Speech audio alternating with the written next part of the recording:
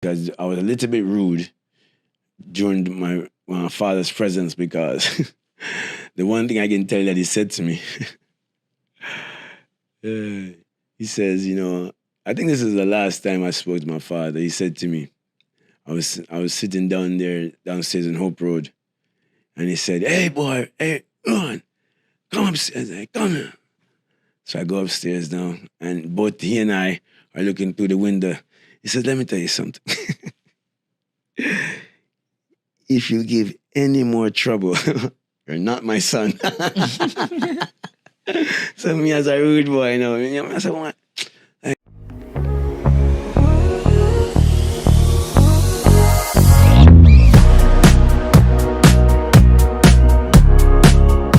Welcome to the Dale Elliott podcast, people. A lot of people have been arguing with me about how I need to learn how to introduce the guest them properly. So I wrote a little thing because this is a very special guest.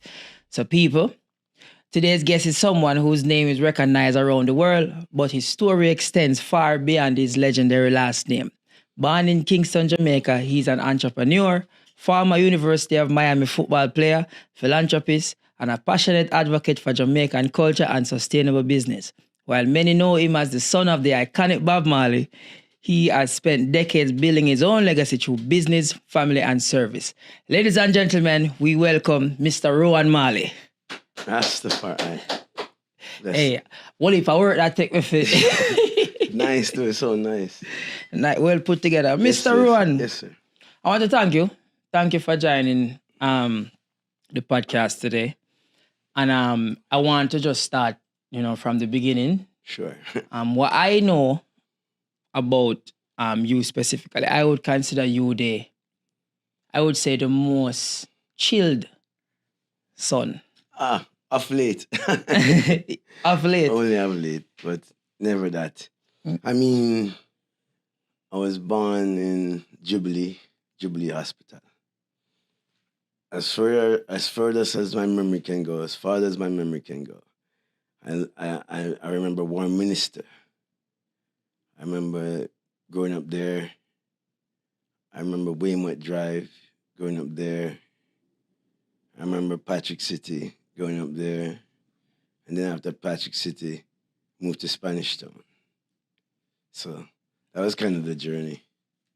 Okay. So what age did you leave Jamaica? 12. 12. Yeah. Oh, so your memory.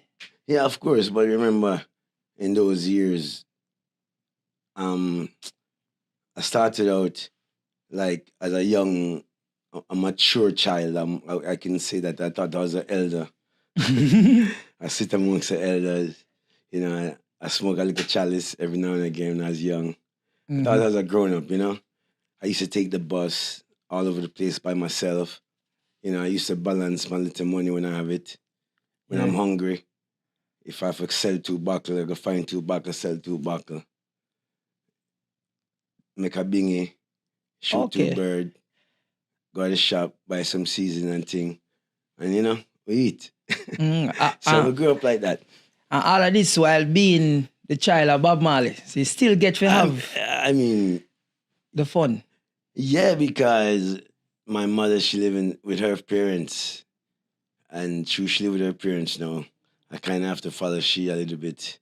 Kind of go where she live, So during that time, I was a little bit still unruly. Because like you said, the calm one now today. I was a little unruly.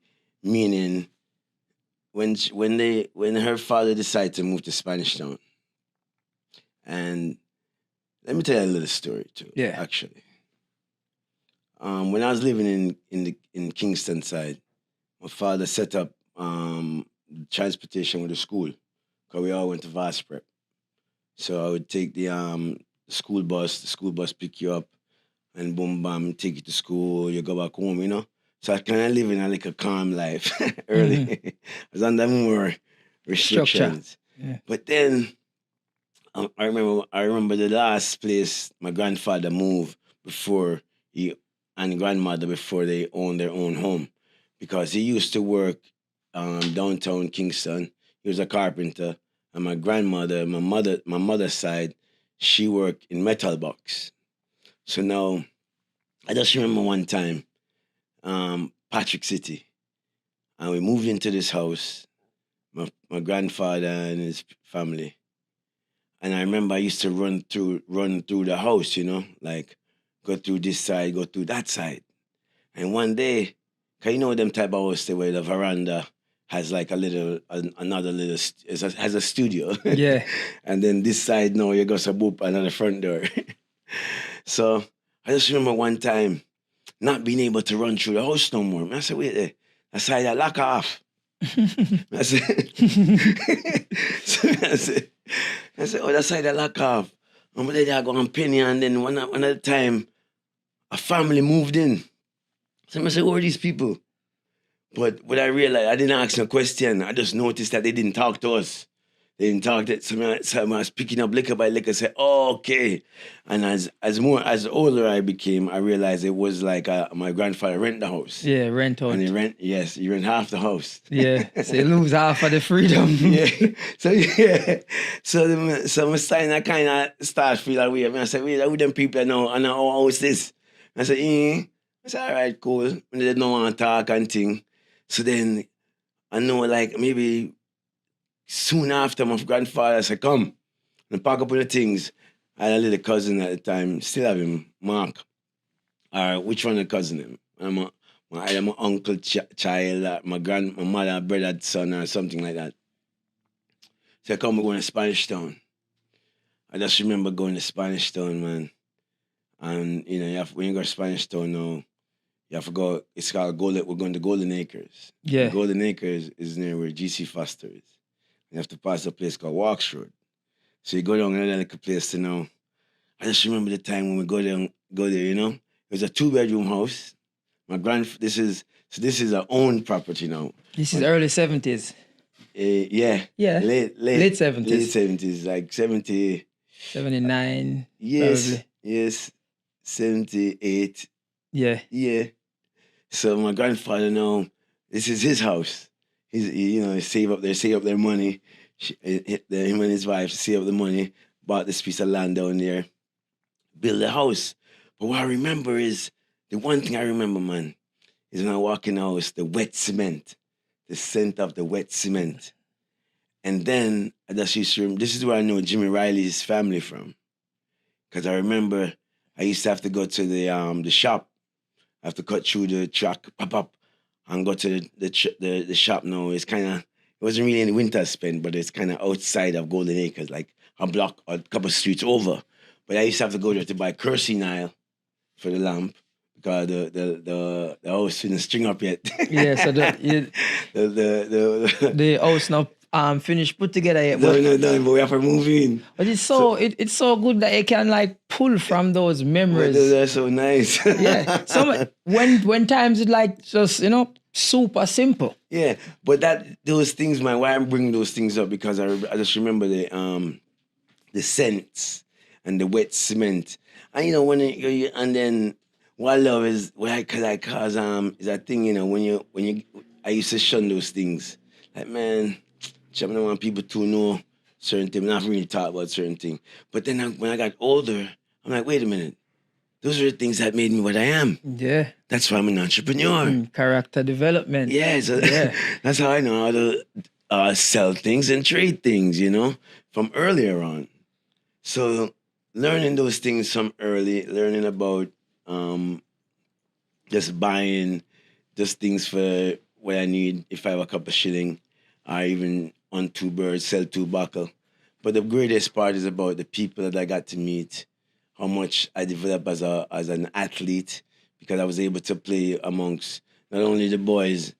So you have 2 sets of people where I live now. Now I'm moving to Spanish Town. Yeah. You have 2 sets of people. You have the train line set of people. And you have the youth and we live inside the Golden Acres. So those guys, they go to like a little older than me. So they go to Calabar, KC, San Diego, some school like that, right? Yeah. And then my boys on the train line now, they go to like Crescent Hall. Crescent right there, which is a double shape. In the community. Yeah, in the community. All age type. With that double. Well, this is not the all age a little younger. Yeah. But this is like it's a high school. Yeah. But it's double shift high school. But they live on the train line, and their family's job was to open the keep the train open, the. Open and close the train gate. Yeah. So them know when everything I have I share with them, and I also share the guys inside. So if I didn't come out, like say sometimes, because if I come check my brothers, my brother Steve and Ziggy, they give me a ball and think, cause up on my father. Well, and Steve have all, yo, carry this with you, because we in the same school. Yeah. So after school, he say, yo, see a ball there, bro, carry this. So I have a ball in the Spanish town now, and I'm the only one with the ball. So I had to play with the both set of the group. So if I was in this community inside the Golden Acres with the schoolboys too long, the boys from walk short now come down and say, yo, Rohan, what you do? You think Ziggy and Steve can save you? Yeah. So now, when I talk about Stonewall, so that's how I used to have to defend myself there. But the thing that used to happen after that now, is because I was a little bit of rudish. You see, when the boys inside of where I lived in the Golden Acres place, which is a little bit, I would call it upper lower community, right? Yeah, now, it's not the ghetto, but it's not we take the bus class. there. Yeah, we go a shop. We need middle class, lower middle, upper lower class, because is dinner. We buy the dinner for that day or that a cycle. And I really, you know what I mean? Yeah, you never too. And I'm not too none. It's just anti-mode, like the song that my brother sing, So it's really that. It wasn't like, but what I do remember is as in Jamaica how life was depreciating. Because I remember my grandparents, when I met them, they had car, and then as life went on, they started taking the bus. So I was like, so it was getting hard. As the time moved on, it was getting harder and harder, in terms, because they work so long. They work so long at these jobs, and then there's no future, no pension, Yeah, probably did sell the car for buy the house, You know that. Yeah, probably sell the car for buy the house. I say still, because I see how it just. It didn't get sweeter, it didn't get nicer for them as elders as they work so hard. But anyway, that was Spanish Town. Yeah, man. I learned so much down there. But at what point? Cause you moved to the States at 12 years old. Oh, you want to know at what point? Yeah. So what I was going to tell you about the rude boy part was this. You see, when those boys in my neighborhood, we have to go to their beds at 6 o'clock. Yeah. Not go to their bed, but go inside. Go inside. Yeah. And then mother come, and then this one inside, Sheldon inside, Peter inside. I say, all right, when I go inside, I go up a walk short. Yeah. So now I'm going to check my youth up a walk short. But in order to check them, I had to fight first, right? So I had to fight them. I had to call them and say, oh, you think Ray, oh, yeah, and then, well, not really. It wasn't a bully thing. Yeah. It was like a try, not really punch you, not them kind of fight, but rough house. Yeah. But they jumped on me, so I had to defend myself. But the good thing was one of the brothers from the crew used to, the older one, he and I would fight all of his brothers and his so until them settle, till we fight and all right, everyone. Yeah. So now I'll be up there all night long. And that's where I learned a lot, so much, because going into GC Foster School late in the night, the students that was in that college, they taught us basketball, they taught us about soccer, the game football, you know, they taught us the game. On Friday nights, they had a matinee, or not a matinee, it wouldn't be a matinee, but a show night. Yeah. And I guess the students would have to pay $1 or whatever to enter, or you have to be a student. But I remember they'll let us come through the fence, and we used to we fight through the fence, and they put us in and we watch a couple of movies. Those are the movies with Bill Cosby and them old time Bill Cosby movie, those type of movie, the Treat the Hard Way kind of movie, those type of Yeah. we were watching those, and because also growing up in that area, I saw the school being built by the Cubans. That is Jose Marti. Yeah, but also GC Foster. Okay, yeah. Yeah. Because I remember one day I was so hungry, and I'll never forget this day. We went over to the, when they were building GC Foster. I was there. We crossed over the site, see what go on. Look, some food. The soldiers, some white man them from Cuba. They gave us a pink milk. Pink milk and probably bulla. Pink milk. In a tin cup. So I just now had those memories. So growing up in Spanish Town was kind of what changed up a lot for me, because like I told you, I didn't have the transportation no more. And then my granny now would be the one that would like lead me to school, because after a while, my mother, she gave me about $6 for my bus fare, lunch money, and then, you have to reach home again. So my school was in downtown Windward Road or something like that. You know where Bellevue is? Yeah. Close to there. You know Vaspra? Yeah, I know where Bellevue is. Of course you do. Definitely know where Bellevue is.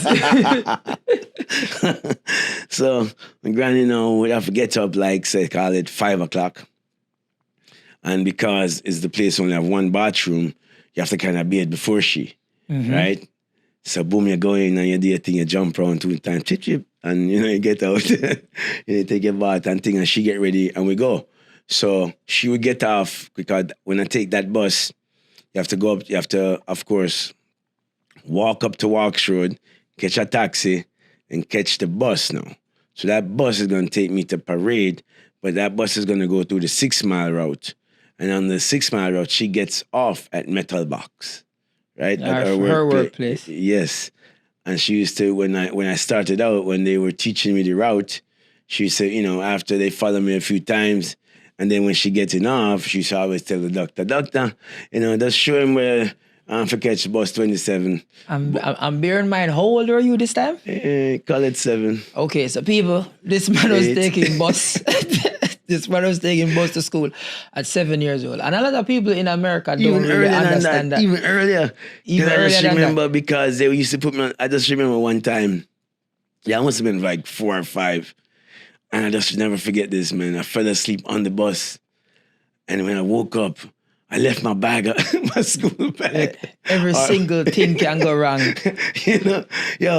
Sometime, like you talk about that, talking about the bus. So my bus fare. Now my bus fare is money, right? My lunch money is money. Mm-hmm. And this is, I know you was gonna say something, but I have to tell you this. Mm-hmm. My lunch money is money. And remember how I tell you how I live in Spanish Town. Yeah. I don't have no money. Yeah. And this is money, the lunch money. But normally I don't have no money. So I have to sell 2 buckles, I have to shoot 2 birds, with my slingshot. Pick mango bush, broke cane. I learned to swim in a canal, so it go. Yeah. So that's Spanish Town. So when they give me the $6, I'm doing my best to save it to take it back to Spanish Town. Just need to make it to Spanish Town. Just need to make it back home. So part of life was like that. And I have to give thanks to my brother Steven, boy, because without Steve, John, like, so during this time, all you guys, school. Wasn't living together, but you guys would meet up at school. We would go to the same school, Vast Prep, and then Fridays I stay with Steve and Ziggy. Okay. And Sidella and Sharon and Stephanie and Karen. And then when Liquor Damien come, and then Robbie will fly in, and Karen, everyone in the same house. It's always like that. And then we're going to, it's always like that growing up. And then we go back to our mothers, when the mothers them get like, we want a picnic. Yeah. When one of them want a picnic, everybody have to go back with it. Oh, man. Worst time, Go ahead. So then, those little times, but I just remember, like, one time trying to get home from school to Spanish Town, and I want to save my money. Instead of me taking the bus to Parade, then catch the bus through Crossroads, through downtown, boom, catch a taxi to Walkshire, then boom, going. I said, no, that's too much fare. You know? I got to find another way. So what I used to do, instead of taking that bus to parade, I just kind of leave school a little early. This is how I started getting in a lot of trouble. Yeah. If there was no football being played, I'm gone, you know. I want to get to Spanish Town. So I'd leave school a little early. So I'd walk down from Vast Prep all the way to Parade. But instead of going to the new bus terminal, I go to the old marketplace where the train run. And that train used to stop in Spanish Town. So one time I decided I'm going to take the train and save my money. I take the train, man. And I fell asleep on the train. So we carry go St. Elizabeth. Carry go Olava. Olava, Jesus Christ. We on a wave past Olava now. So man, I had a little skill though. My skill was this. When I didn't have no money, whenever I get in trouble, I just cry. and that might help. Look at what I want to do. I'm the bus fare. It worked. Hey, at that age. How much is the bus fare? 70 cents. And it works. Yeah. Myself, when we're wrong with that money, we have to cry. You know, we used to cry sometimes. I had no money. I remember skipping school one time. And I'm in halfway tree, but this is why they keep me out of school. Instead of now, like I tell you, I take the bus, I go through 6 Mile with my granny. That's 5:30. But when my mother now used to she was looking her own life and work too. She moved up to a place called Vermont or something like that. And my granny said, no, you have to stay here because you have to go to school. So I stayed with my granny. But because I know my granny, how she flex, she can't wait on me to go to work. Yeah. So so instead now me buck shuffle because I know that if I take a bath before she have to wait. So she I used to, late, so I have to wait. no, I have to take a bath before so we can leave at the same time. But if I let her go before me, she gonna leave me. So I used to let her go before me and leave me now. And start go school. Well, I ride with my grandfather. So my grandfather catch a later bus. And the bus that he catching now, he's going through the boulevard, and his bus go through halfway tree and then go downtown, you know? Because he work at one place there. I forget one of them lanes downtown. He's a carpenter, I told you. Okay. So my grandfather, because he's always so late on the bus, we always have to stand up. So, in the bus down, you got the rod where you stand up and you hold it like this. But because I was so little, all the hands were already taken up. But I was so little, I could hold on to the chair. So when I drive with my grandfather, every time someone get up, I shuffle. I shuffle. And I just get off at halfway tree.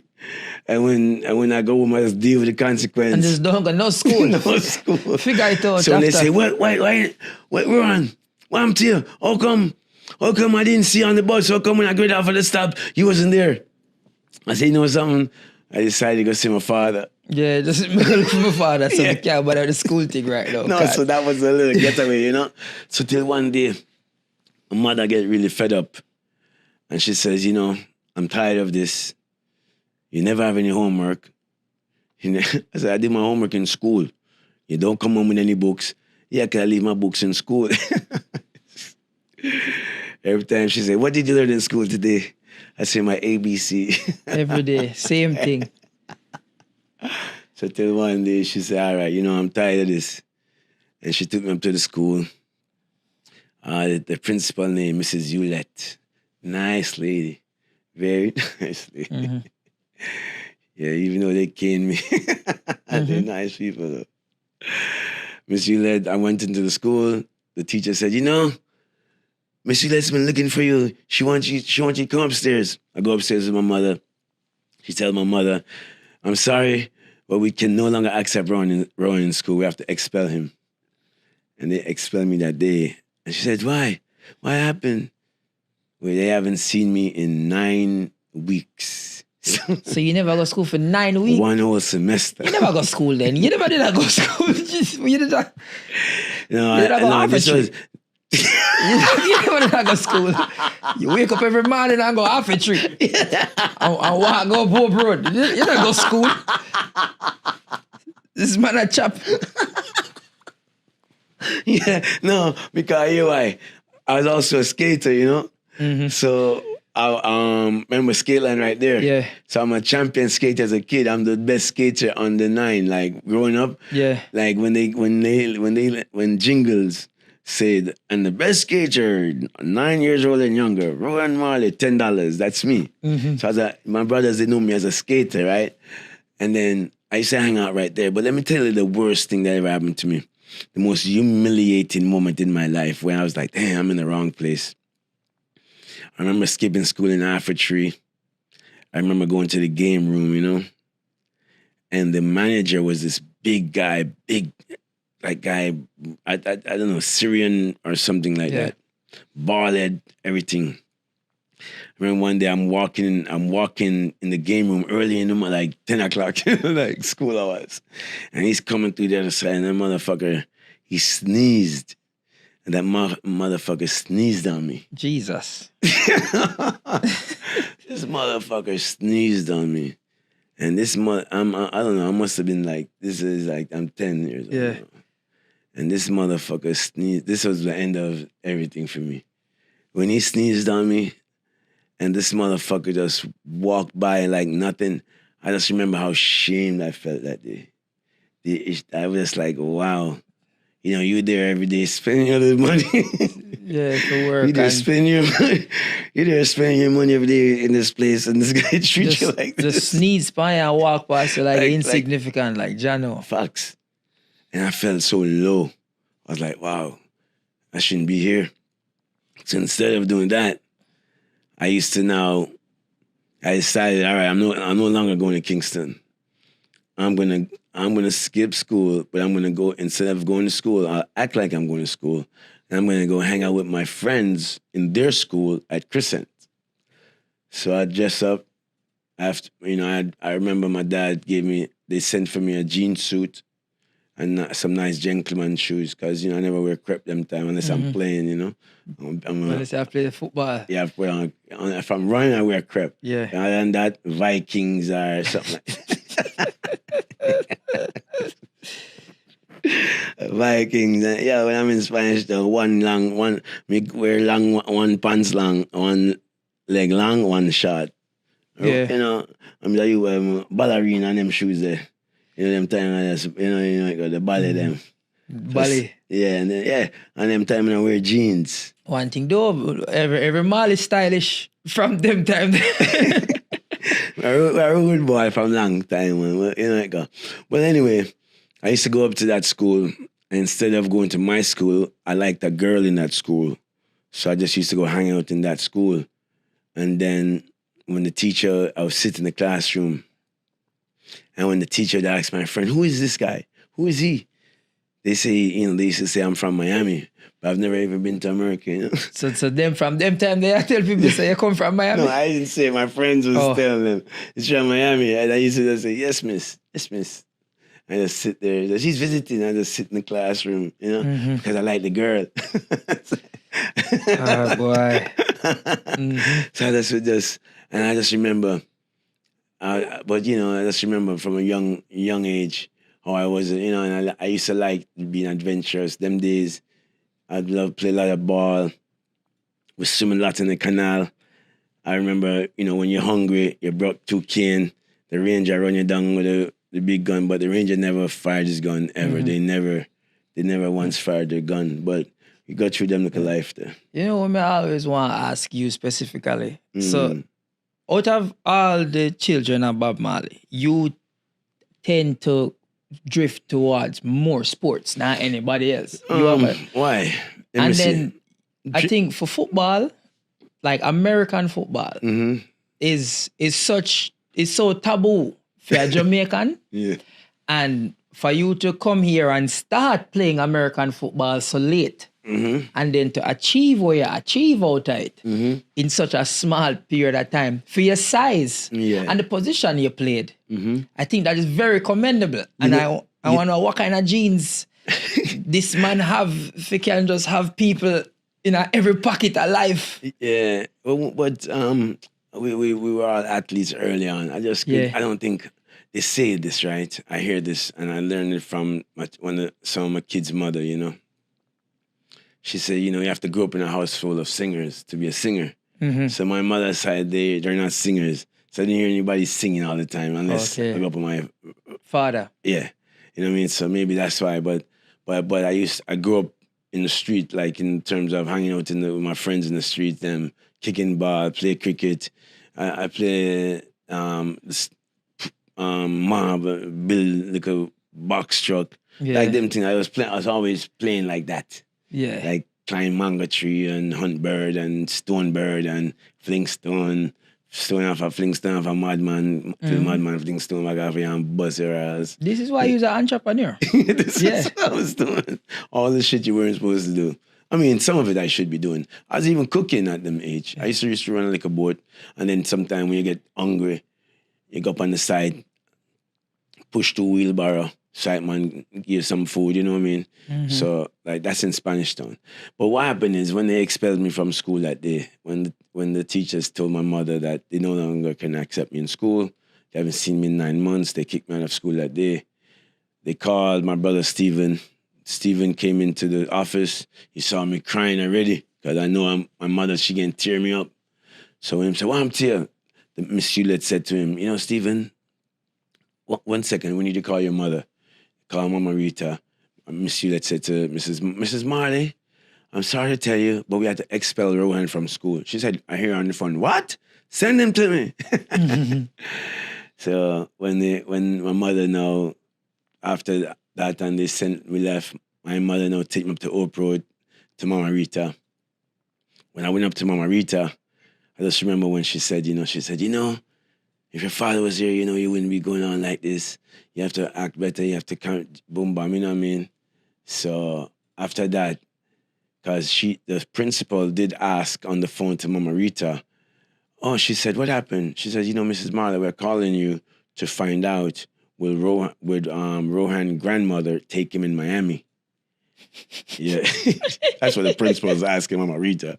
And Mama Rita said, Mrs. Marley, she said, yes, that's what his father would want. And then she said, send him to me, you know. And then my mother now take me up to Oprah because my mother said, no, Mrs. Marley, you have to go do something with that. Yeah, man, out of control. Out of control, come and tell you, you know. Yeah, because I grew up in a time where it's like Walks Road right there, right? I just remember during the election time, how if you didn't put up your peace sign or the fist sign, or I think it was if you were in a certain thing and you drive past, I just remember one day, some tourists was driving past that road, because them time, you had to go to Flatbush, what's it called?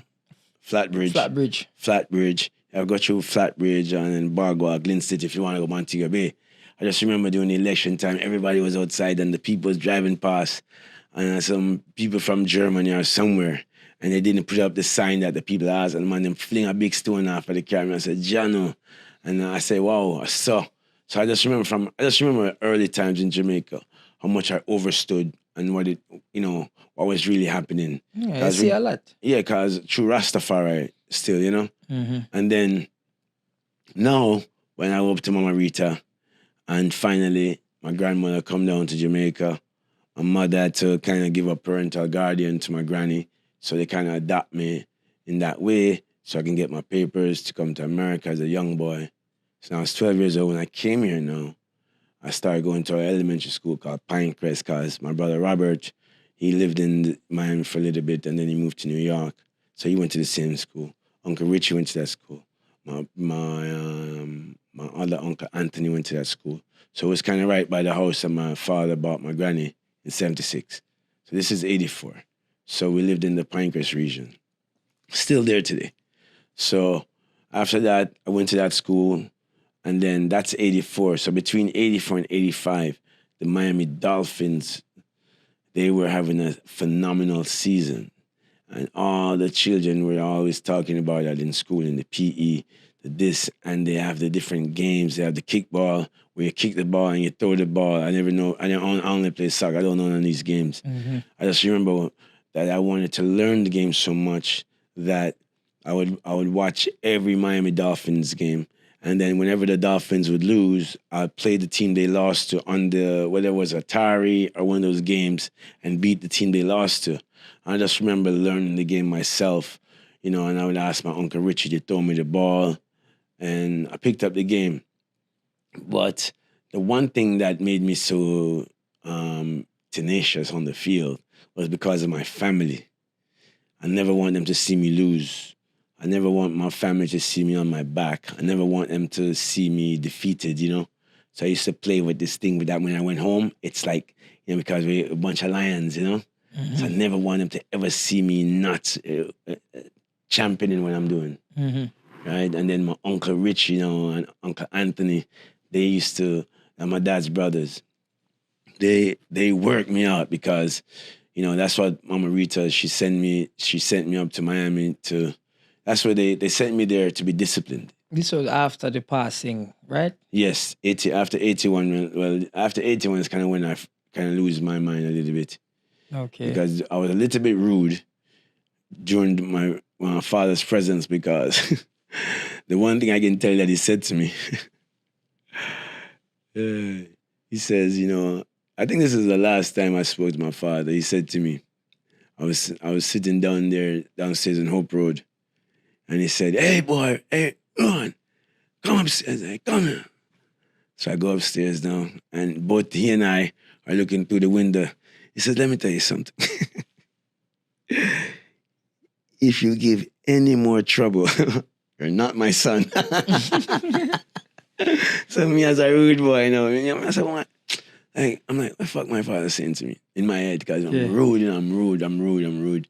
I got in trouble one day. I'm rude, I was rude, honestly. I got in trouble one day because it was a Sunday, and everyone was at Hope Road. All the young ones were there. And then Ziggy was upstairs, the oldest, but I was outside with everybody else within my age group.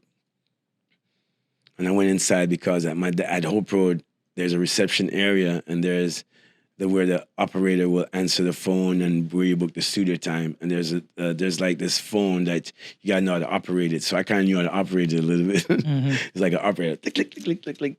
So I knew how to move a couple of buttons. I just remember going in there and dialing 119. Call police. And when they picked up the phone, I have them as Babylon, I have them as Babylon now. When they picked up the phone, I tell them about them Red Ross and them this and them that. And then pull up. No, they didn't come. Lucky. No, I'm not lucky yet. After I did that now, and I said, "Yeah. You want to see that?" Because I called all of them. I showed Make them. everybody see you do it. Yeah. Witness. So so I said, "You want to see that?" "Yeah." And I'm going, So I'm outside. I'm outside running around like everything good. And I'm like, "Run!"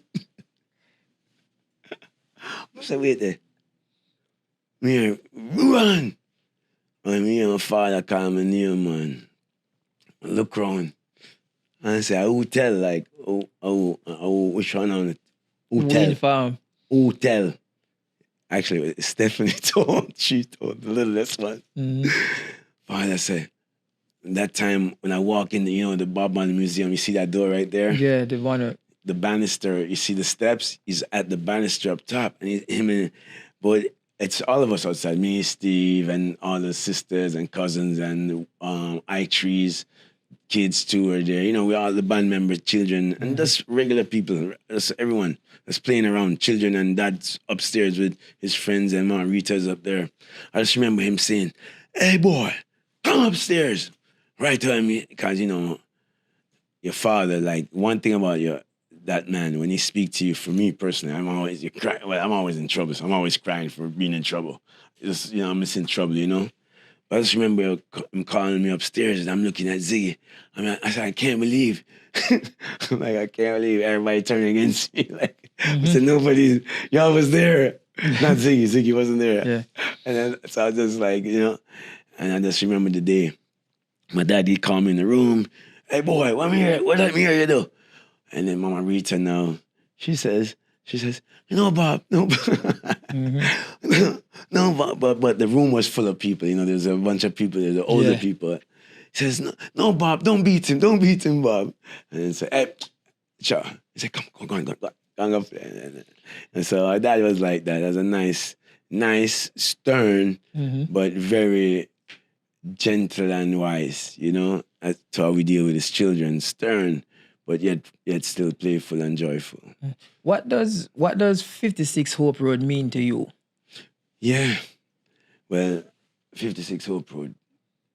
Wow. I mean, that means the home of your father is where, like, I would say is where we learn everything. Rastafari. Is the home of Rastafari, you know what I mean? Is where you develop all the principles. Is where you meet all the good people. Is where you meet all the people of this world and different walks of life. It's your father's house, and it's an open house. House of music, house of business, health and wellness, sports, everything is there. It's an ecosystem. My father, when he was running that spot before it became the museum, he had his record shop. He pressed his own records around the back. He made his own T-shirts. He sold it in his record shop. He had his lawyer and accountant on the side, and across right there now where you go and check in is where used to be his own. Is called Gannett. So it was like Mama Rita set up her own fruit bar, fruits and stuff like that. And my dad upstairs always had a kitchenette. So it's a home, and then it's a home of serious things happen in that house, right? And then through life, being able to maintain that, watching your brothers and sisters maintain that, especially the elder ones, Ziggy and Sedella, how they have maintained it and kept that strict order. Yeah. And it's a lot, it's not easy. And how Mama Rita, I mean, as a woman, holding it down, man, because she did it Bob's way. She did it just how Bob would want it to be done. Or, because remember, we're not her biological children, but we will never say that because we don't know anything other than her being a mother to us all, no matter if my mother name is Janet or her next name Pat or Cindy. Yeah, we don't believe in half in Jamaica. We Foreign me come here about half. We're not go so. I mean, we never heard of that before. Yeah. So, and we always live that way. And then at an early age, having to come together early because, you and your father leave Earth and you're 9 and your siblings are just tapping into their teens, like 13 and 14 and such like that. It's like, wow, okay, what are we doing now? You just have to follow your dad's words because he was such an instrumental figure in your life in terms of how you see a man, It's like, it's the ultimate. Like, I see my father like a Superman. You know Boy, Jamaica. Me see him as a Superman as well. No, so. but like, right. But growing up, because I'm growing up, like, that's everything. It's just how he smell, just because he's all, he box, he did this, he did that. Everything just is different. And then the stories you hear about him, like as physical, like a being, like it's all magical stories. How he drive the car, just everything is like magic. Like when you hear the stories about him in Miami, because I never came to Miami during my dad's time. Yeah. But when I came up and my uncles them tell me the story about my father, it's all like mystic stuff. Like it's man, my uncle Richie and Anthony, they call him Brother Nestor. But they say Bernesta. They say when Bernesta drive the Jeep and turn it in the yard, he coming on one wheel. Like that. Yeah. It's like, when Bernesta come in the kitchen and Bernesta say, watch this. And Bernesta jump over the kitchen counter. Like he's just like, Yeah. So we hear all the mystical stories. So I think them are the things that, those are the things in life that you talk about genealogy and genes, where you see we're all athletes. We're all tenacious because I know a story about my father that Stephen told me that Bunny Wailer told him, and he then repeated the story to us, is that once when my father was young in 9 Mile, and so being that he was an outcast, he would be the one to do all the work. Like he tie the donkey and you have to dig the yam. So tying out the donkey is one thing, and then digging the yam is another thing. When you dig the yam, he has to carry the yam, right? But he used to put the yam on his head, and then because of the red dirt and the I don't know, the whatever chemicals in the yam would irritate his skin, and his skin would always be raw, but he didn't care. He carried the yam same way, and Bunny Wailer told us that story. And then one time, he's going to go tie out the donkey, and he stepped on the hoe. Not like that, but...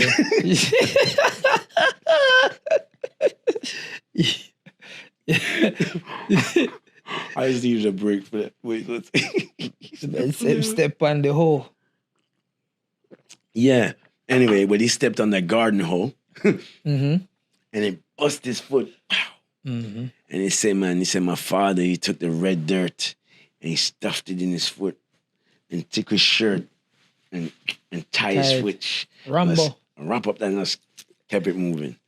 So I think that we get that same type of thing because we had those same type of life experience, how we treat self, we see ourselves like we're not invincible, but we think we are, in terms of the principles that we believe upon, the way of life that we seek. We seek this divine way of living, that within that divinity, you have dreams and vision, and these dreams and vision, they become reality.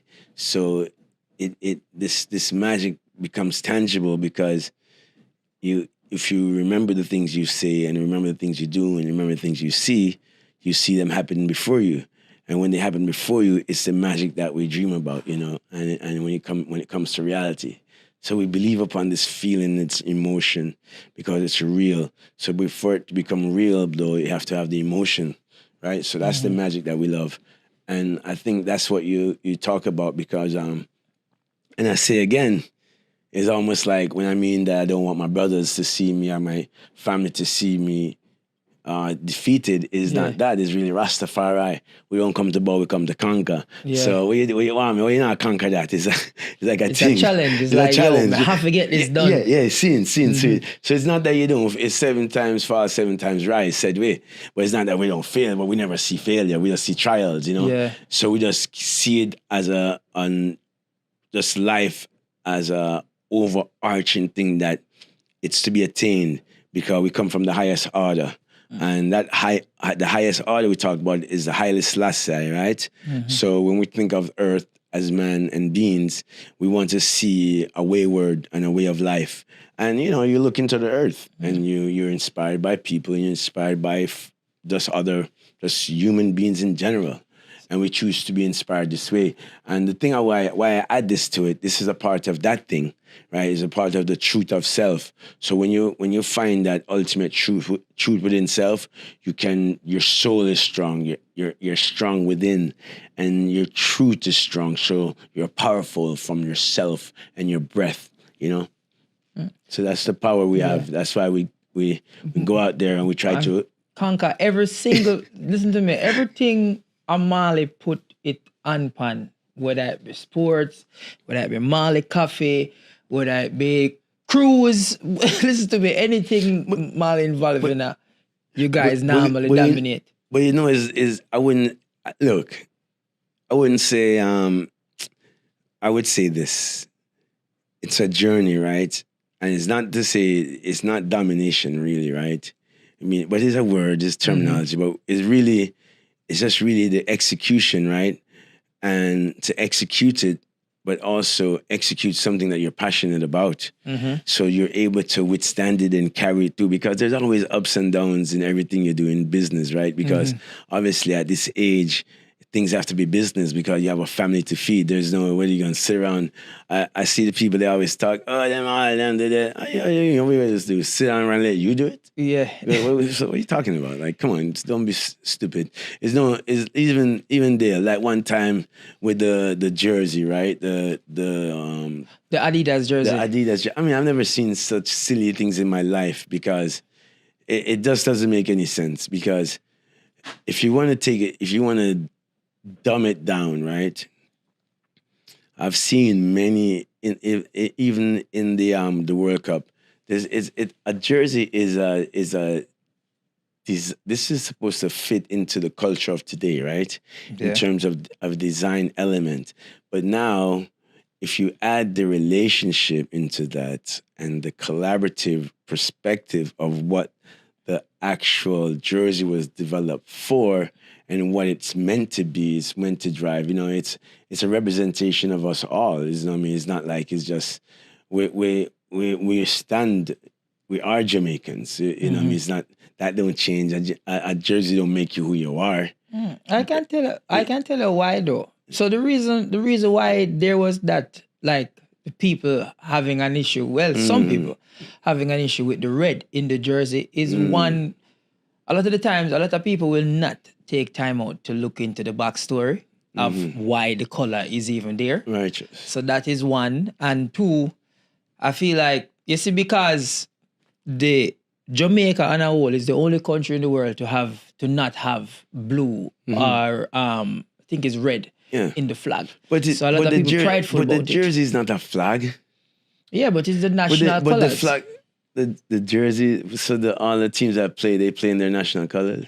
That's the thing. This is the pushback. No. Exactly. So this is a design. Netherlands wear orange. There's a design, and this particular design is paying homage to the Rastafari community of Jamaica. Yep. That's been the forefront. That's brought this opportunity not only to the JFF, but it brought a lot of opportunities to Jamaica to be able to cross-brand and cross-promote not just the community, but also what we have brought to the table. Yeah. Right. So it's really a collaborative effort. It just happens to be that it's a jersey of choice through the Adidas relationship. You know what I'm saying? So the flag is on the jersey. What do you mean? The jersey's not.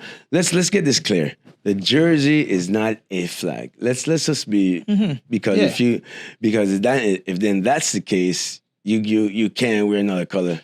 I think it worked. I think it worked. I think Adidas even without it worked. It really it worked a lot. I think Adidas was really banking on Jamaica making the World Cup. But they were banking on that so much. I mean, wow. And I tell you one thing though, still you see even like you just see the love for Jamaica that the world have for Jamaica in general as a culture and what we represent. The jersey, people still wear the jersey. Every day. Even though. Yeah, they wear the jersey. I've seen people wearing the jersey during the World Cup. People that are not even Jamaican at all just like the jersey. Yeah. I mean, I see Yamal wearing the jersey. Exactly. I go to Netherlands. I never even understand the power. So I went to Amsterdam last year. Okay. And I never understand how big, like, culture is, like the Jamaican culture, reggae music is to that country, like the football teams. But remember, right? We as Jamaican, we forget that reggae music is part of is a product of Jamaica. Yeah. Right, and it's a good product. So you can't deny that. You can't. It's not to be compared to anything else. It's like you can't come. It's like saying Blue Mountain Coffee. It's not a product of Jamaica. Reggae music is a dancehall, is a product of Jamaica.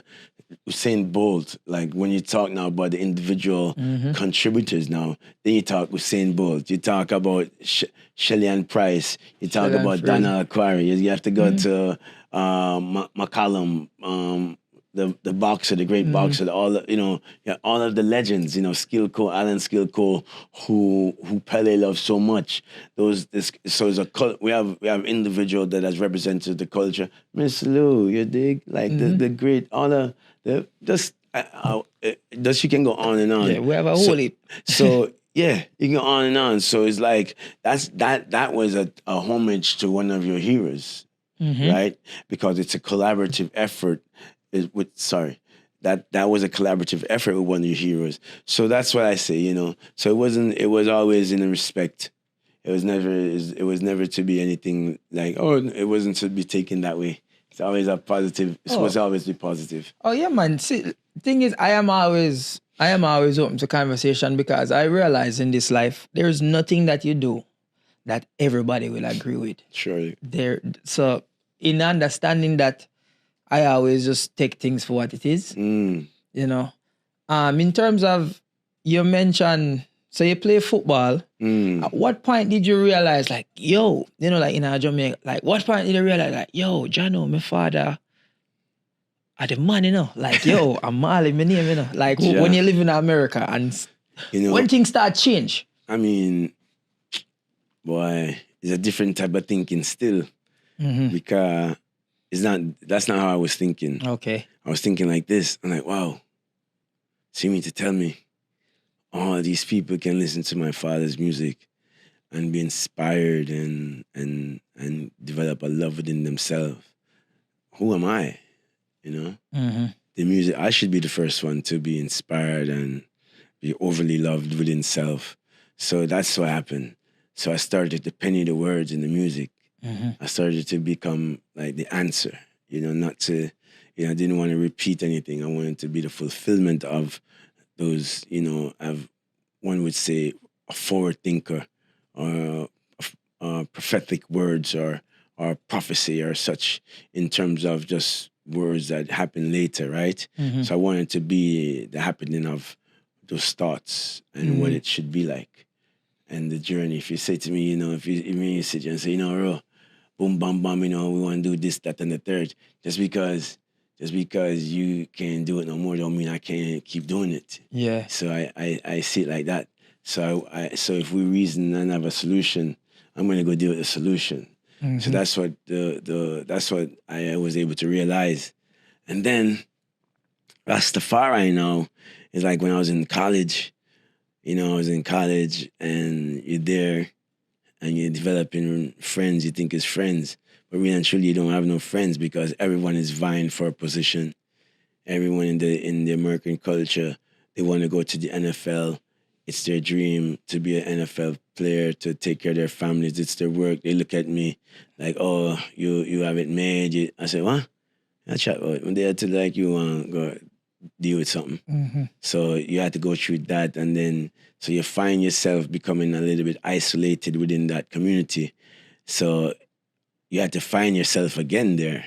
And then that's when you take on to Rastafari as like man himself and start saying, and just start deal with and focus on Rastafari and not looking for friends.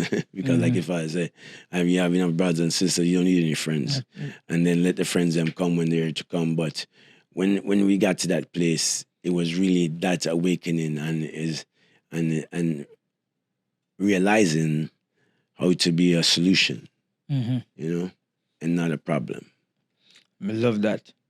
And you know what I find very different in terms of, so Jamaica, we have a lot of musical legends, and there's a notion about the music business back in those days that I can say I don't know if it affected the Marley brand, but in terms of ownership of the music and the music rights and stuff like that, where I see where you will have like a certain artists not being paid money for songs that they had.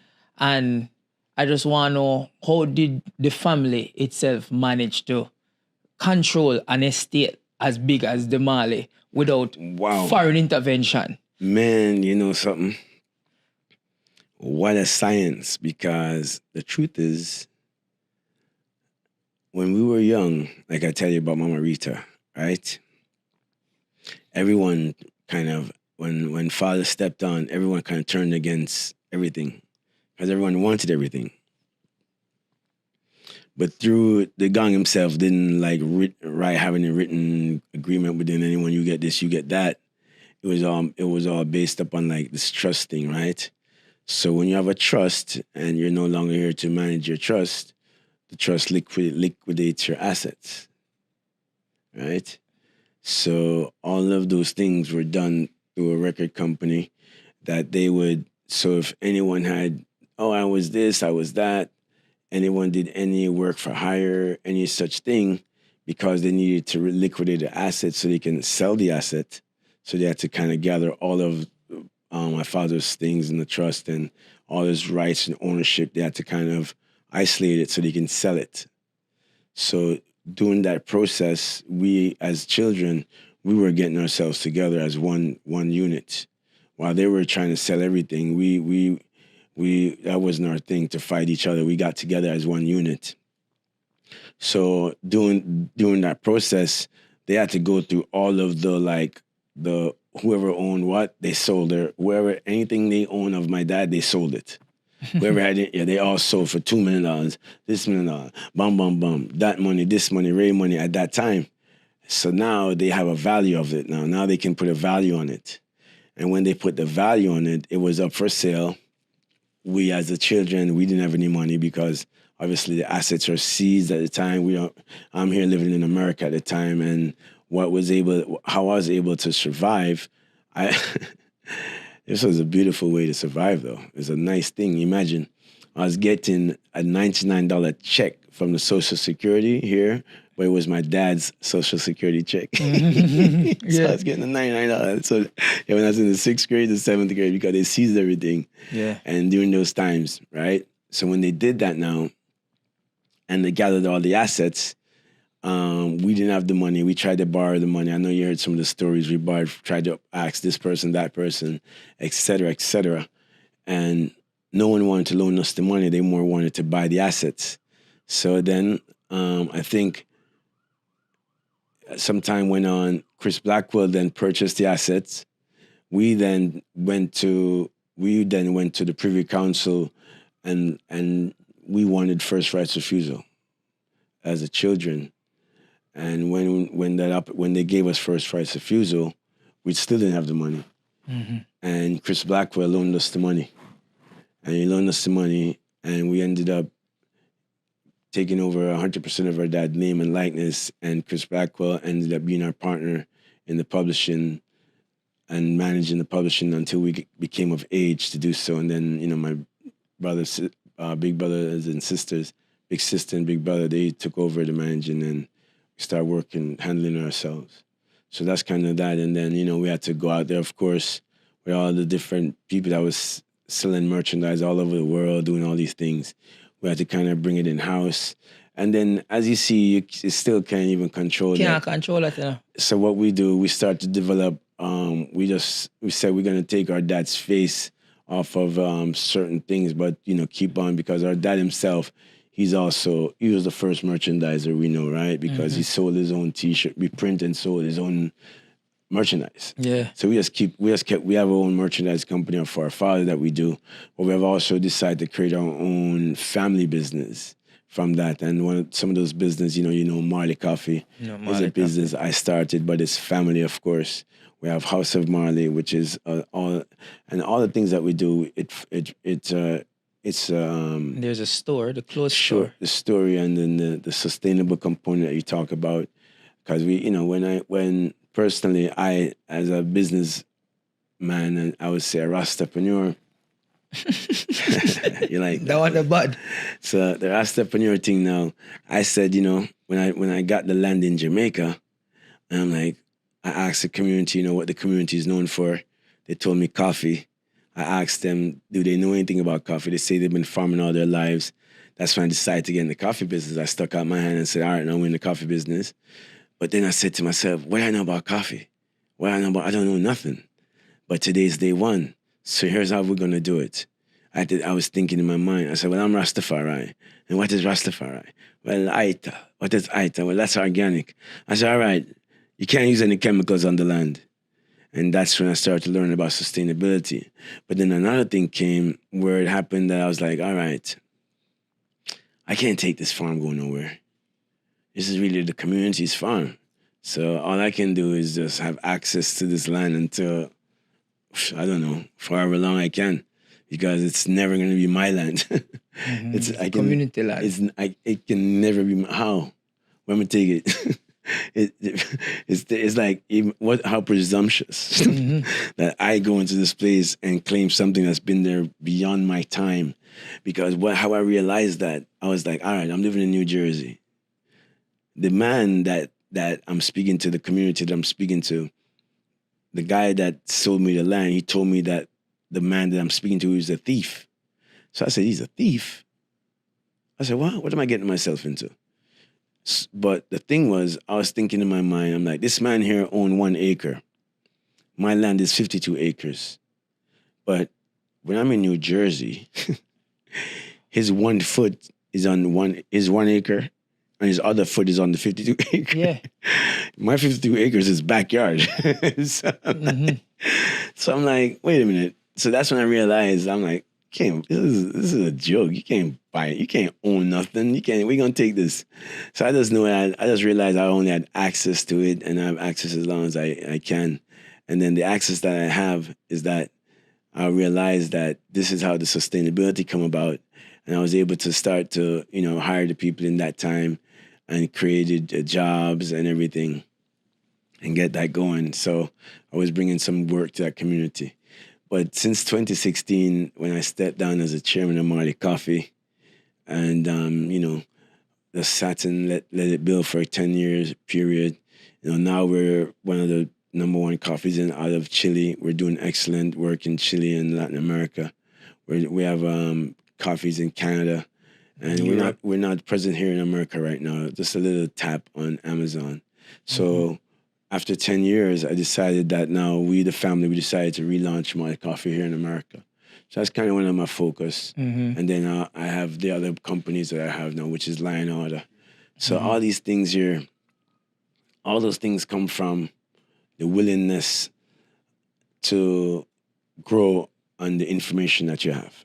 And how you grew up though? You're hustling. Remember, from that $6, that $6 to start cry for get 99 cents to take the bus, and it's true. From your little youth, you're entrepreneur. Yeah, because I tell you, man, because say, all right, watch this now. You get $6 for your bus fare, and by the time you reach Vast Prep, when you go through Parade Dessa, and the Christmas time, what going Christmas time.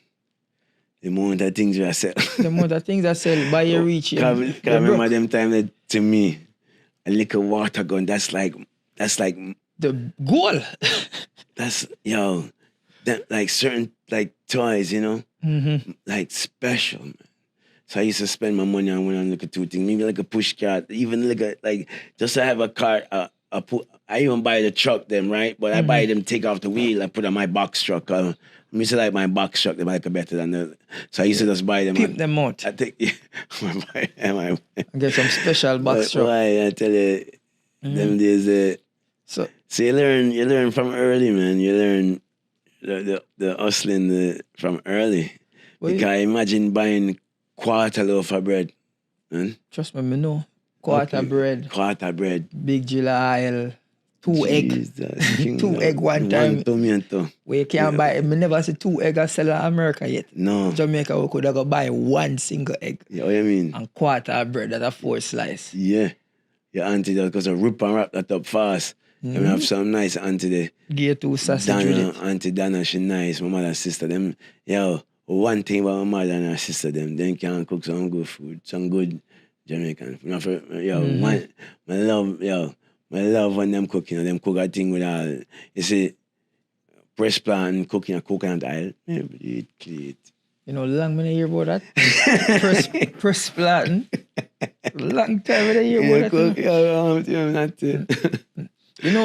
There's something I always ask. I feel like the few of them, I not even think people are think like this. So, outside of the brand, you have a lot of influences in things, in like especially records where people wouldn't necessarily would associate with you, or you probably come from that tree there.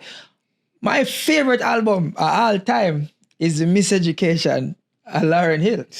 And Zion is your son.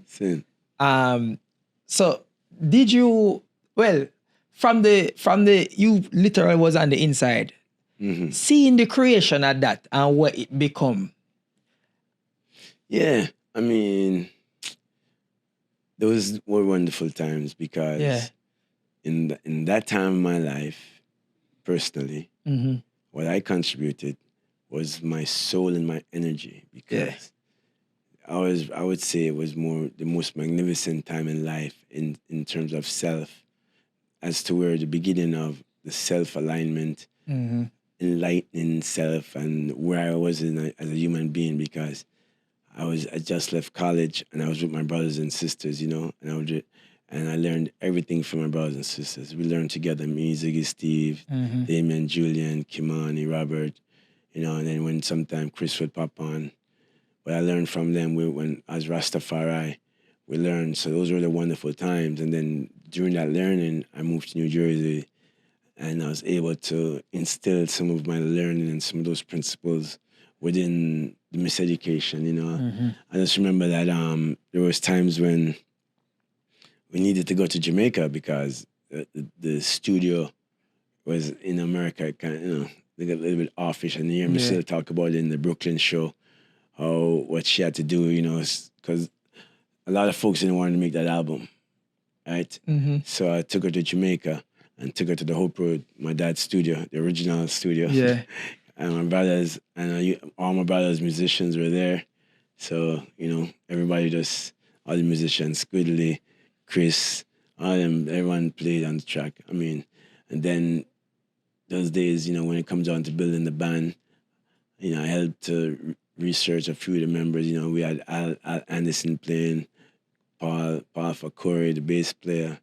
And so it was great because I was into music them times, and I was always feeling, because I thought I would tell myself, you know, I said, listen, if I can't feel the goosebumps, you know, if you're not giving me the goosebumps, I ain't it. Yeah. So she's always, listen to this. I said, all right, nice. But and then the feeling, right, and then the Rastafari energy, because I just remember even going to the Grammys, I make sure to talk to my grandmother, give her psalms, one of them psalms that you read, and thing, and you know, at them time there, a Rastafari, Straight. and a joke thing. Remember you from the music video there. That was my first encounter of finding out who is Rohan Marley. Okay. There's a little Yeah. the starting of one song, he said, let him come on. And he said, No. tomorrow ball same time, see it? Tomorrow ball same time, see it? I said, yo, who that man there? No, but in the other song, Lost Ones, that's my intro. Yo, Lauren, line up the place. Yeah. See it? Yeah. I mean, that's not the intro. Yeah, from them time there. And yeah, that was our first really encounter with music in the family when my brother Steven produced that song, Turn Your Lights On Low with Lauren, and that was the Chant on Babylon album. So yeah, I after, but a lot of that goes to listen, man, a lot of this music thing, I get that from my brothers, man. Yeah. My brother Steven and Ziggy, and Julian and Damien, they taught me. Damien taught me how to play, Damien and Julian, they taught me how to play the drums. Stephen and Ziggy, I followed them and learned from them, and they teach me, and they're like the headmasters. Yeah. When it comes out to music, and Kimani is in America at them times and coming in and out, but Kimani is at them time was more DJing. Like, Yeah. they put him, and my dad, can't come down to all and go on bad. Like Kimani, I go on him thing. But in Jamaica, I'm learning music through that. And then I just took all that inspiration and poured it onto Miss Hill, you know. Just give her everything that she asks, and then more. Whatever she asks of me, I just help. So whatever I can do. But watching that process, I just remember the first day in the studio, she when she booked the studio, she brought in every live instrument you can think of. Banjo, this one, B-52 organs, and I don't know if that's the right name, but don't quote me on the Everything. names. Everything live. This, that, because she's a sound specialist. Like, she loves sounds, and that was a beautiful thing. One of the first times, what's great about Miss Hill is just her genealogy, her genius. Not genius. Is it what genius, right? She's genius, yeah. The genius of her intellect in terms of her sound, her choice of sound. and it's crazy. And watching the making of Miseducation is like she write the lyrics on like this thing, and then she translate, and then boom, bam, and wow, man, it's amazing, man. And the type of things that she did to deliver, right, the music. And then remember them times that she did just have Zion, and then she have Sailor, so not like she was living a normal life too. Mm-hmm. And she have to live her life and at the same time of the music at the same time. Right, because yeah, she's a woman, so she have to live her woman life too, and still do music for everyone else. So Miss Hill is a special queen, and she will always be the number one special queen in the world when it comes down to the passion that she put into her work. Because I come from that, right? I come from seeing great women of music and great musicians. I mean, like my father said, everyone in his family are musicians, right? My granny, my auntie Pearl, everybody, the sisters, everyone. It's all music, in the house. It's all music all day. My granny get up to play the piano all day, singing all day long. So that's how I end up being able to catch a few notes in the later on, Yeah. I got back in the house of music. No, yeah, you have a good ear though. Factual.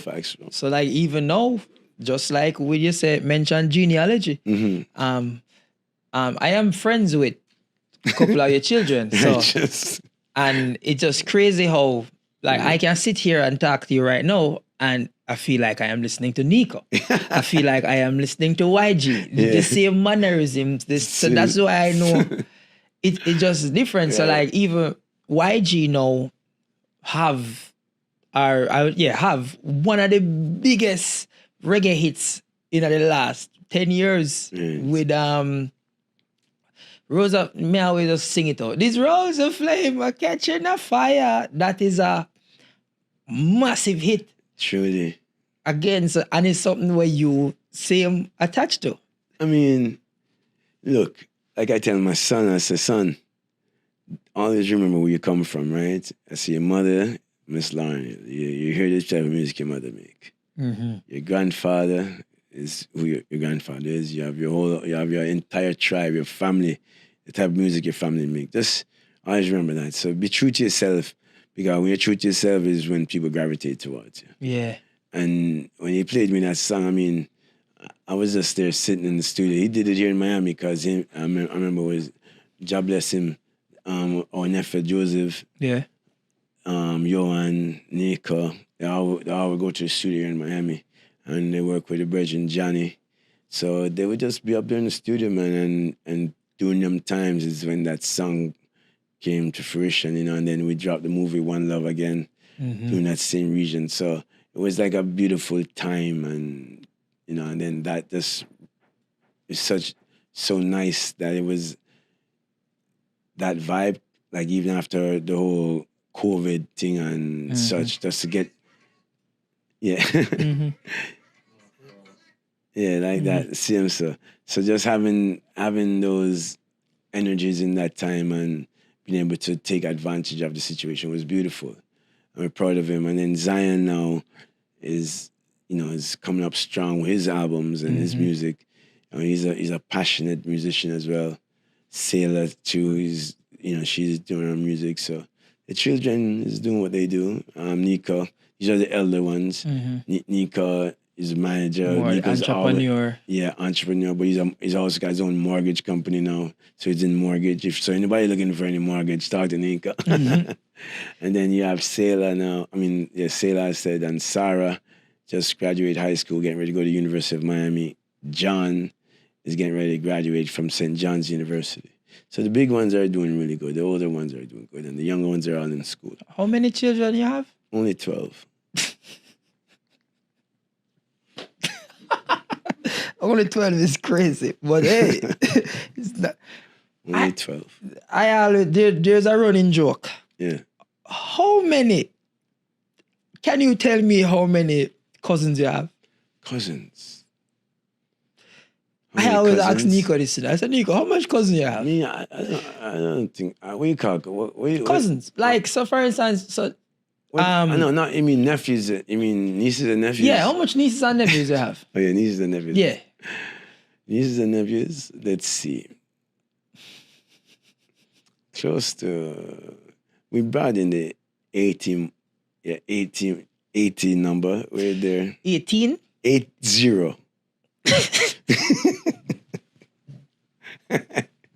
We're close or less. You have 80. You probably have 80 nieces or nephews. Good. Yeah, approximately, maybe around that number, because that's between a few of us. We're at 30 already. Just two of us. You're at 12. Stephen is at. No, I need to call because 80 sound like madness. You're showing me off wicked. So if you are 12, you have the most then. No. So if you are 12, Stephen, you know how much Stephen is at? You have to ask him. I need to ask Stephen that then. Yeah, you have to ask. If you don't have the most and you're at 12, no, I need to do this research. That is, yes. The most. Oh my Lord. I'm far from the most. You're far? Yeah. 80 nieces and nephews. That's like, let's say two of us are up to like, all right, two of the, like say myself and one of my brothers that don't have a lot of children, that's just 20 right there. Yeah. Wow. So 7 would be, you don't have a lot of children, that's not a lot of children. Oh, 7. So 7. So yeah, I mean, so that, yeah. And then, so that's just 2 persons of 20, so you can figure the rest out with. So. I just love that, yeah, man. Because I started a little internet beef mentioning, I always say, and I will die on this hill. Don't live on it. Yes, I will live on this hill. Bob Marley over Michael Jackson. That is just me. Everybody always say Bob Marley versus Michael Jackson. I always pick But Bob Marley. What's the verses for? No, the verses was just international impact. But you have to, I mean, that's no, remind But I mean, it's not. I don't know. I don't think it's comparable. Right, because what do you gauge? This is like but you can't, LeBron and Michael Jordan. No, this is not, because remember, it's a different. Man, it's different because when you think of Michael Jackson, right? Me as Bob's son, you don't compare. Remember, it's like it's almost like saying, I know, you don't compare. It's not the, it's like the priest. It's like the priest and the man will go check the priest, right? Mm-hmm. You know what I'm saying? It's like yeah, you know? It's like there should be the separation. You're not supposed to do it, but because like you have the priesthood, mm-hmm. and then you have the man where come check the priest for some good teaching, and mm-hmm. but the man is famous too, and the priest, everybody love the priest too. Mm-hmm. So it's like that. So it's like one is famous mm-hmm. and touching and emotional, and no, there's no comparison. You can't. It's not. Look, Michael Jackson. You can't fathom that. That's not something. It's not the same. You can't. My daddy come from Jamaica, right? Yeah. And we're Jamaican people, and we're a bit more. We're a bit more normal. Mm-hmm. Yeah, yeah. Michael Jackson normal, like. I always say that, but we still about. But no, see, my bias but when you talk about but we're not. No, Michael Jackson a normal thing. We know this. You know? We know this. We know this. So, but it's not the. But if you talk about in a different sense. There's no comparison.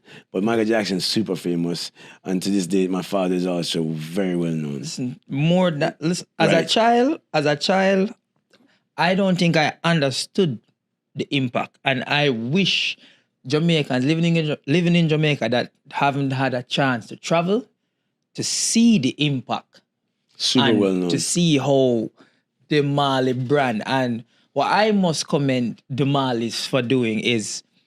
I feel like you guys transcended. Like, when I said transcend, like, made the Marley brand even bigger. All right. You're correct. Because listen to this. Our father, I think people kind of forget this. I just told you what happened in the early 90s, like 91, 92. Our father left this place 81. When he left here in 81, it was just us. Mm-hmm. And it's just us again, and we don't sell. We don't sell out. So it's just us, and yeah, till this day, we have to take care of each other, I love that. and that's what we do. Yeah, So I love we, that. we build on it, we build on our legacy. As you see, we have the coffee. My sister has done so much wonderful things with the Reggae Girls, Football is Freedom, what she's doing now with the Jamaica Basketball Association. So, and then the brothers, obviously, everything my brother Ziggy has done from day one in Trenchtown. He also has. Trust me, you guys give back a lot. People, especially but it's Trenchtown. but it's not something where it's not a lot. But even the give back that is like just is a different form. It's give forward still, because it's not something we look at. We don't look back at what we give. Yeah. It's a forward thing. It's just part of life. You just have to help when you can. So those works that I've grown up to see and still do is what I'm proud of. To say, I'm in a beautiful family, and my family continually lives on the teachings of Rastafari, and do as much as we can to proliferate our Father's message in words, and then also build our own family and build our own legacies within the legacy. Because when we say build our own legacy, we're not building out. It's not our own legacy thing. Like, there's no such thing. It's just a word. Mm-hmm. But you have to build on what you come from, is what I was trying to say. So but the thing in the legacy is really, what is your life like? Are you a good man? The legacy is about, are you a good man? Or anything, or whatever you contributed, and how are you helping your brother, man, or your sister? So that is the legacy we talk about, is the faith within yourself, and the love. And the word again, hope. That hope. I respect the structure. The structure of the family, and the impact and the influence that the family has. I've managed to, when I moved from Jamaica, I moved to LA, and I met a lot of members from the family there. I lived there as well. You used to live in LA. Ziggy lives. Ziggy lives. There's the hotel, the Ziggy Hotel. Yeah. On Sunset Boulevard. Is that? It literally says Ziggy. I don't know if it's his. Well, I don't know, cause there's a hotel on Sunset Boulevard that literally named Ziggy. I don't know, but my brother he's an entrepreneur too. Yeah. Rastapreneur. A Rastapreneur. He's definitely a Rastapreneur. Yeah, my family, look, there's Stephen. There's a Marley doing something everywhere. Let me tell you about my brother Stephen Marley. Let me tell you about Stephen Marley. When I was in high school, was it high school? You know what he was doing? He was buying trucks and dumper trucks in Jamaica. Understand me? Garbage truck, like dump truck? Trucks, like to move material. Yeah. Yeah, he was Stephen Marley. That always something. Always business. Always just next level. Ziggy, next level. I know DJs. Sedella, next level. Something. Next level stuff. Like really, and honest. The thing is the honesty, right? And the thing is about just honest work and honest relationships, right? That's the key. Doing things where it's uplifting to the other. You know what I mean? We come with that. We're coming about the building. We ain't coming to take nothing. Yeah. You know what I mean? You know what I'm saying though? Yeah. Coming about the building, like we're good. We're good. We have more than enough. Like, look at me. I want shoes. Yeah, you having shoes, clothes. Yeah, good. I'm all right. Yeah. So, I mean, good. We can wash this and spin it again. I think this is definitely, I would say you guys are a lot of purpose. Passion and purpose, I would have said, is the leading driving force. Passion and purpose. Is the leading driving force for all Marley. Every Marley that I know, whatever them love it with an obsession. I know the one that DJ all the time. Yeah. One with the music all the time. So I feel like it's just a passion and purpose thing. Yeah, it's true, because when you come from it, and I can tell you, my sisters Stella, Ziggy, and Steve, they've been at it a long, long time. Ziggy Marley and the Melody Makers, their first song was in the 70s. That was when they were children. Children playing in the streets. The first song, Trodding, I think the album name Trodding, or something like that. Yeah, but from them time till this time, like, I don't know my brothers to ever, like, oh, we're not do that again. No, no, I've never heard them utter. I've never heard my sisters, my brothers utter anywhere. Oh, I'm tired of this. I've never. So you can't. You as literally, but you can't come and do that. So you have to uphold that. You understand me? So the standard that they set. They're professionals, man. You know, they are professionals from early. That's what I say about Steve in school. He was working early. Like, he used to give me my couple little dollars. When I remember I had my $6, right? If I go over budget, Steve said, "Oh, I want to you. Why, you know, $7 money. Huh? I want to you money. Let's buy 2 party and go up." He said, "How much you want?" I said, "Well, like a bus fare. You have that." But most of the time, he don't spend no money. So you always have a blues, $10, you know. Yeah, he might always have something. Always got. He don't spend money. He don't. And then Ziggy would be like the overseer, like the big brother for everybody. Is the general. Yeah. Yeah, like, we move like that. Yeah. When we move in an order. Like, there's an order, like, it's just order. Like, Sedella is number 1. I mean, Sister Shine is there too. Big brother Ziggy, like, that's just, it's an order, right? We have an order. We have a hierarchy. And a respect for each other. It's a super, even at this age, we have a hierarchy, right? If his phone ring, anybody else, I call him back. But, like when the brothers call, like, one second. Yeah. Could be any. The only person I have to, if His Majesty, only highly solicited first, could like stop you from answering take that call. Or my father himself, but my father said, "Yo, pick up that. Well, I see what I go on there, because that's what it is." You know, we always we just, because it's something. We don't do that. We don't like, we call it something.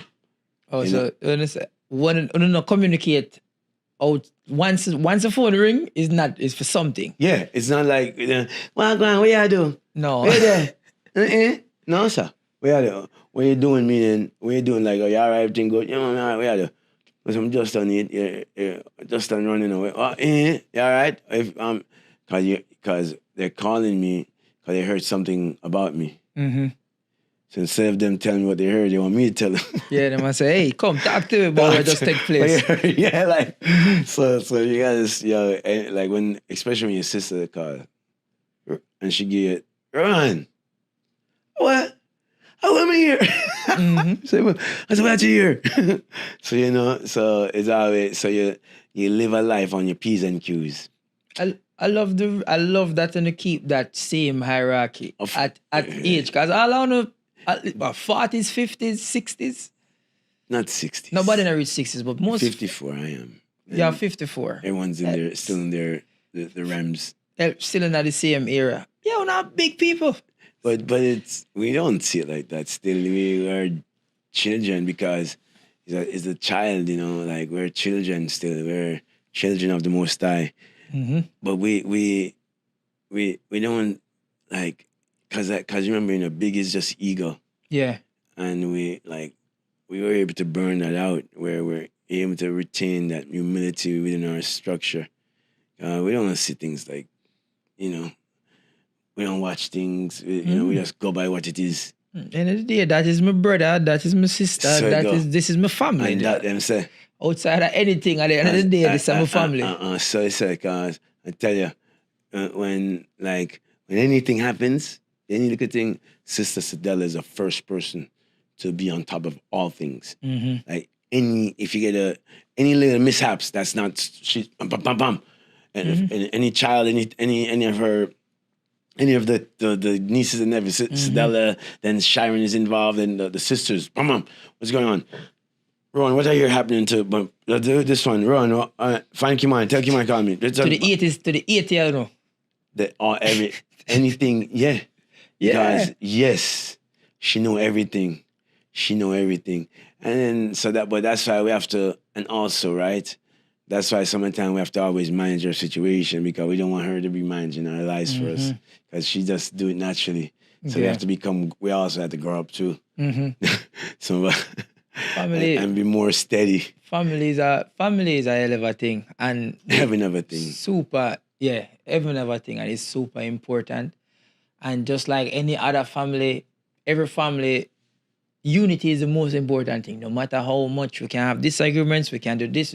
All of that have to be internal. At the end of the day, we're the same blood, and it no matter. And you know our thing come from Rastafari, because because you see with Rastafari, you get your own independent teachings, but it's still the same teaching, you know. So then you can align in terms of principles, because when we say Rastafari, remember most should know that what Rastafari means. It's the teachings of Haile Selassie the First, and that's it's there. It's dealing with from the scriptures to the way of life. This in terms of how one live. So all the teachings are there, and you can see it being practiced. And if you see yourself as a high man, then you have a higher man to answer to. Yeah, a high man to look to, and and then you can walk that way and understand how to walk in that high self. If you want, if you have that grace, then so no one ever call it ego; they call it grace. So, but most people, they want to defend themselves. Yeah. Right? You should defend yourself with knowledge, not with aggression. Yeah. Yeah, I like that. Defend yourself with knowledge, not with aggression. Yeah. Yeah, man. I really enjoy this reasoning with you. Sure. I know them man so want to run me out. But I don't business. I'm soaking up. I soak up everything. Yes. I want to thank you for giving me the opportunity. Oh man, your family. We were just at our house, my house. When we watched the game. Yeah, we did watch the game. And I know you so long. Yeah. And I watch you grow. And I really know you long time. You might not know, but I'm always tuned into you. And then my son, he says, "Dad, you know Dale." Because he used to tell me about you going to the he's always inviting me to your shows. Stands up. Yeah. Stand up. Yeah, but I'm always, try to have my son them at night, and so I stay home all the time. But he always talk about you, and I always watch you from early times. Now when you're doing all your skits, like and from your moms, you still do. Yeah, mom, I still my mother, and me still do all of that. Even for that too, I got the opportunity. I performed I performed last year at the cruise. Right. Yeah. Sure. I think that was the first time Nico them see me. Of course. Yeah, we performed at the cruise. Yeah, of course. Yeah. Yeah, man. You're hilarious. Yeah, man. Enough respect, I swear to you. You make us laugh, man. We're jokesters too, man. That's me know. Hey, me know. If there's one thing me know, me I go laugh. If me run know, me I go laugh. True word. But yeah, people, I hope you like the episode. I want to watch, like, share, comment. Follow my Clips channel at Dale Elliott Podcast Clips. And this is it. Anything I want to say to the people before you leave? What to say? I would say that be still and know that Rastafari, we're not changing. We're only evolving. Accept us for who we are and what we are. And know that what we know is the truth. Because don't look at us today. Check our past. Check us from time till now. Go back to 1963 and think of those same people that were crucified by the hands of who are there in power. And look at us today for the same knowledge that we had then and the same journey. But don't let Rastafari are people of God. We love the Almighty God. Rastafaris are people that want to be closer to the Almighty. And those are our ways. When you see us, know that's what we dream of. Those are our vision. And please, just give thanks because we give thanks too. And our culture is our culture. And, we don't partake in all the things that happens in Jamaica or throughout the world, but we are Jamaicans first and foremost, and we hail the Emperor Haile Selassie I. So I just want to say to not just Jamaican people, but people in general, when you see Rastafari people, know that we're God-fearing people and we love the Almighty God. So that is what I would like to say, my brother. Rastafari, I love. Respect. All right, people, we're out of here.